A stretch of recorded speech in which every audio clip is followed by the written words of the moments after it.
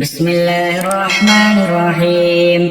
إذا وقعت الواقعة ليس لوقعتها كاذبة خافضة رافعة.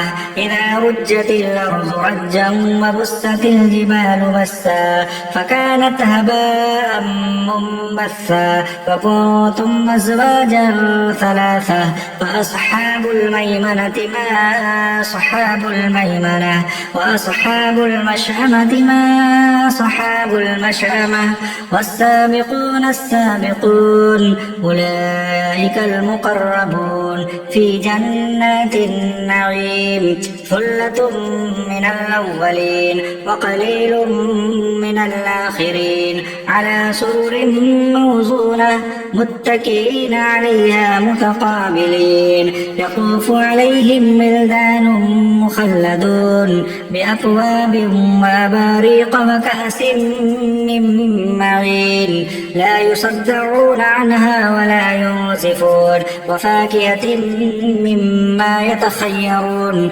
ولحم طير مما يشتهون وحور عين كأمثال اللؤلؤ المكنون جزاء بما كانوا يعملون. لا يسمعون فيها لغوا ولا تأثيما إلا قيلا سلاما سلاما.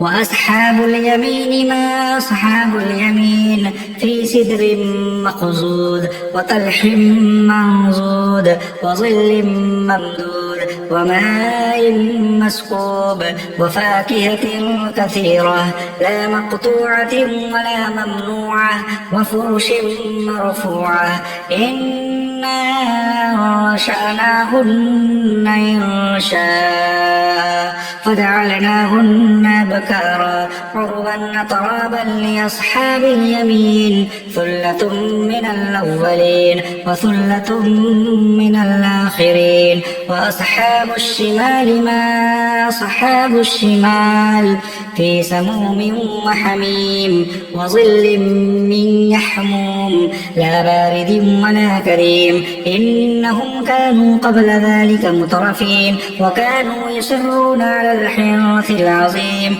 وكانوا يقولون أئذا متنا وكنا ترابا وعظاما أئنا لمبعوثون أو آباؤنا الأولون. قل إن الأولين والآخرين لمجموعون إلى ميقات يوم معلوم.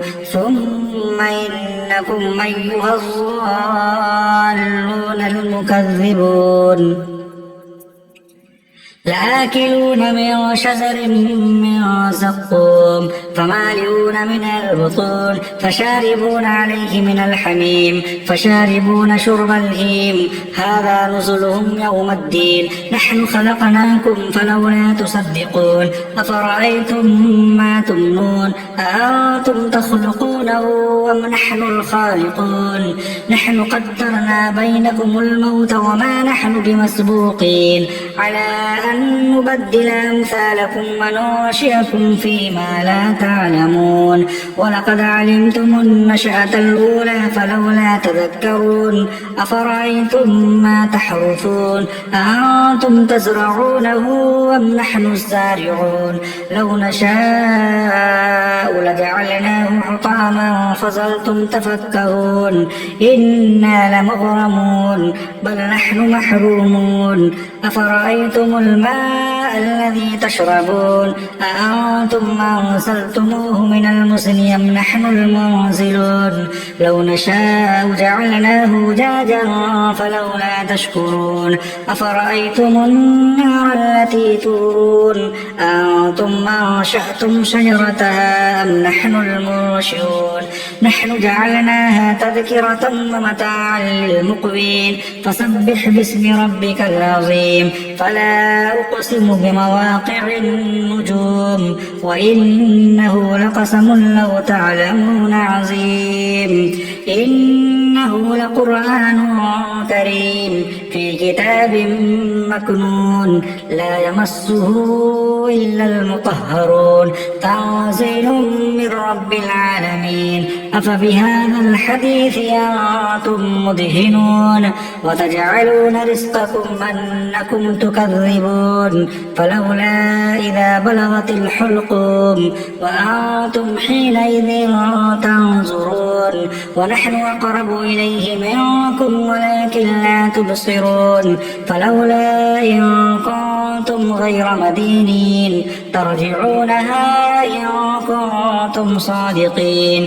فأما إن كان من المقربين فروح وريحان وجنة نعيم وأما إن كان من أصحاب اليمين فسلام لك من أصحاب اليمين وأما إن كان من المكذبين الضالين فنزل من حميم وتصلية جحيم إن هذا لهو حق اليقين فسبح باسم ربك العظيم صدق الله العظيم.